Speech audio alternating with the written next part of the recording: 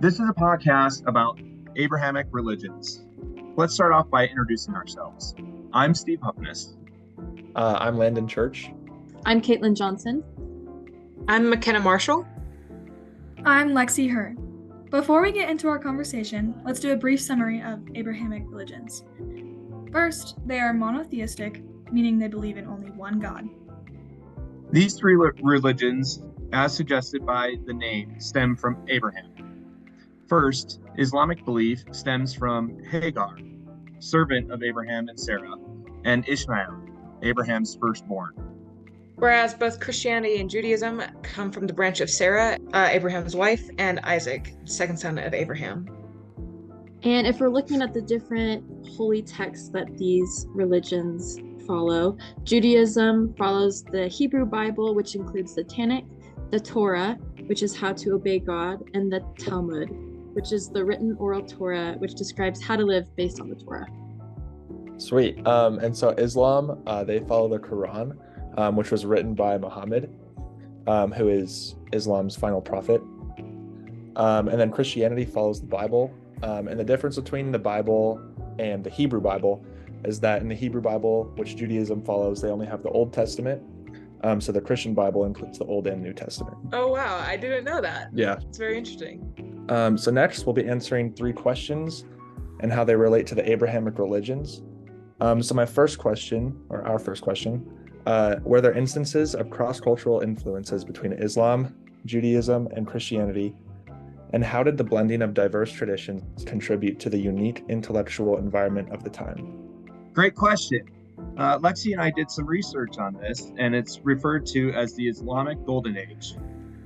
The Islamic Golden Age was roughly from the 8th and 14th century and was a period of cultural, economic, and scientific flourishing in the Islamic world. The Abbasid dynasty rose to power, a Sunni family with lineage to Abbas, Muhammad's uncle. The Abbasids ceased their expansionist policy, turning inward to construct the Caliphate. The Abbasid moved the capital from Damascus to Baghdad in 762 CE. The Caliphate served as a fertile ground for poets, writers, physicians, philosophers, and astronomers.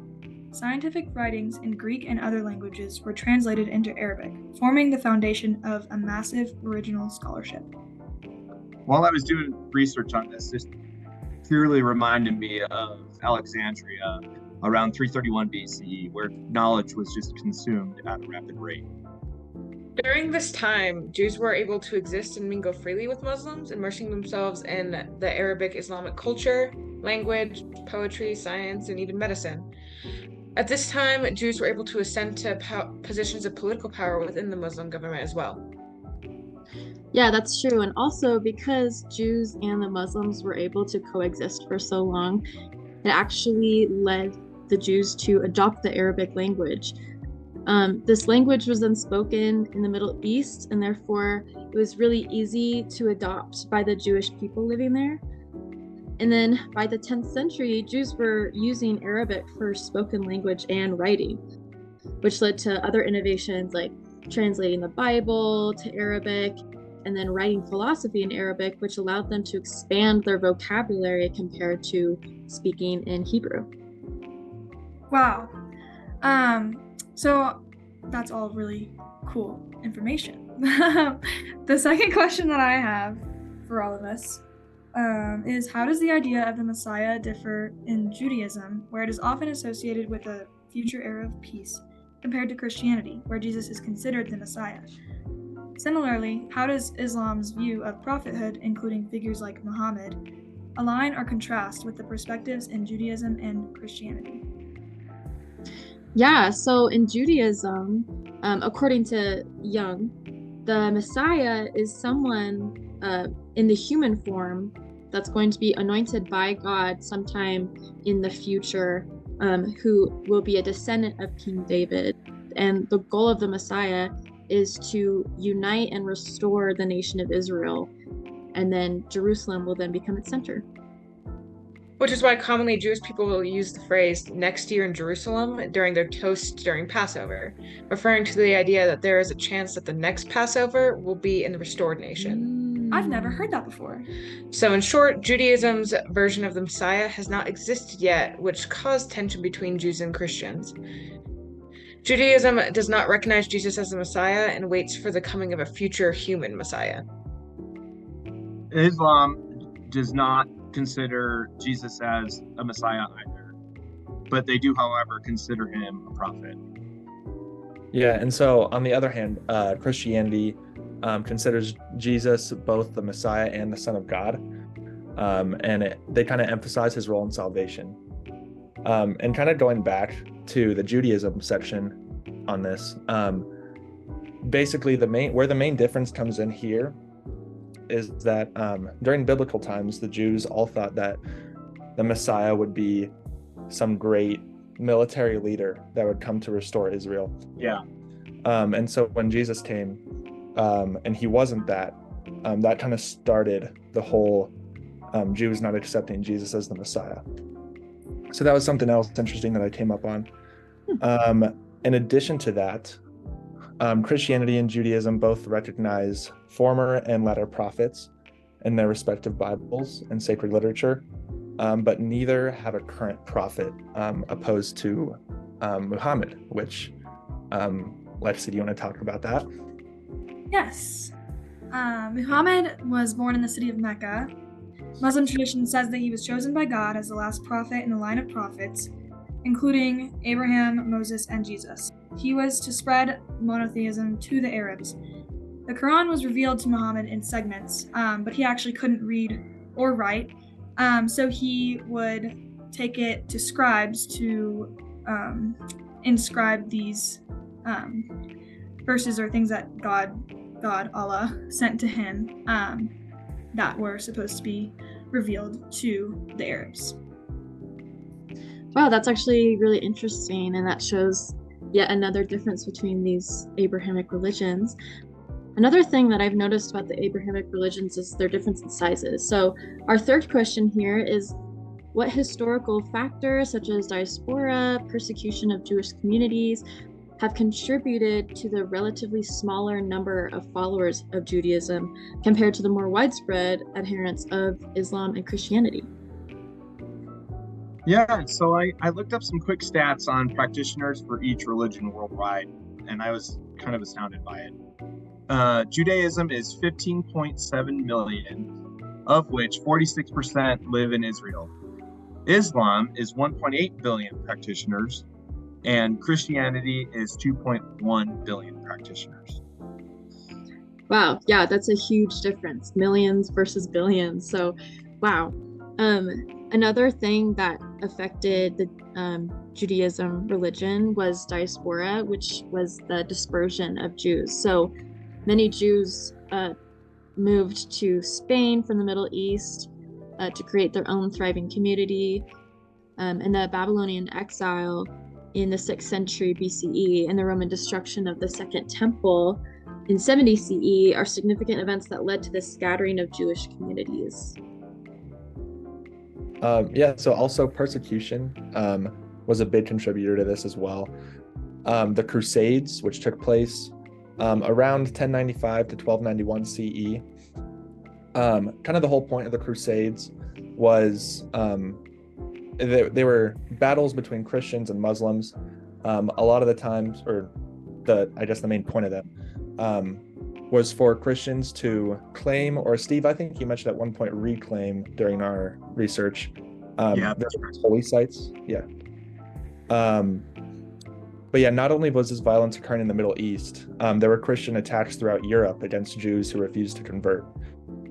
So it's believed that upwards of 10,000 Jews were murdered throughout Europe. Oh, wow, that's terrible. Oh, wow, that is awful. And while that occurred between the Jews and the Christians, there was another event called the Inquisition during the 12th century that was between all three faiths. Beginning in the 12th century, the Catholic Church set out to root out those of the Muslim and Jewish faith.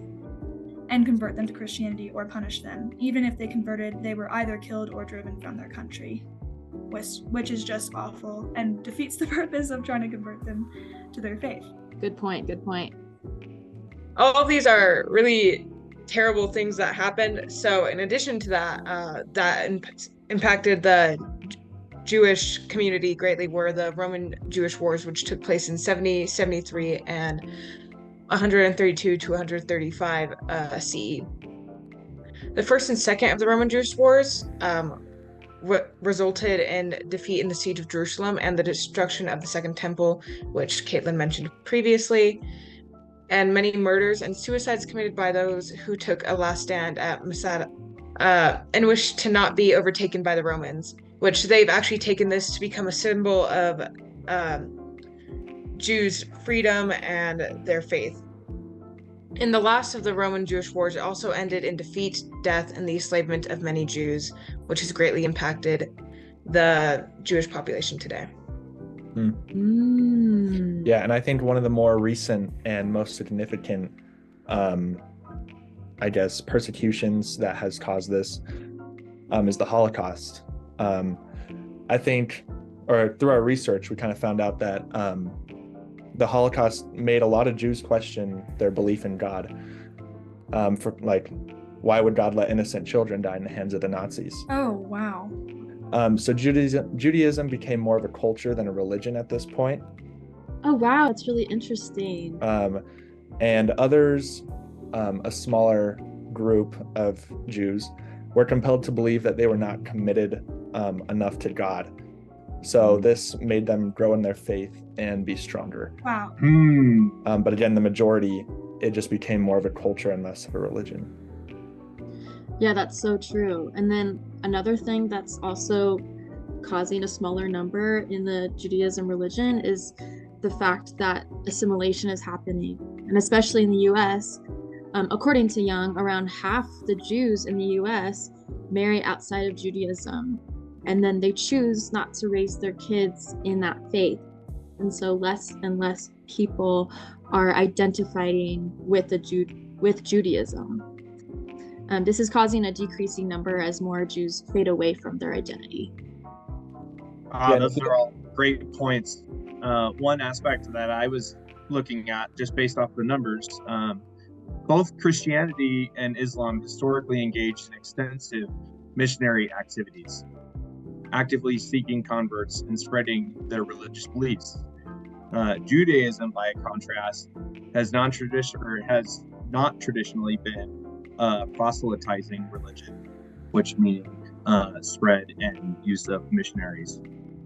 And conversion to Judaism is generally a more complex process. Well, that about wraps up for our 3 questions, and we've talked a lot about the similarities and differences between the Abrahamic religions. We looked at how all the Abrahamic religions came together during a time of religious tolerance called the Islamic Golden Age. This is when knowledge was passed between faiths and science, and mathematics flourished. And in addition, we looked at the contrasting views on the Messiah and prophethood. And this is a really big topic because it kind of explains why the 3 Abrahamic religions differ in a lot of areas.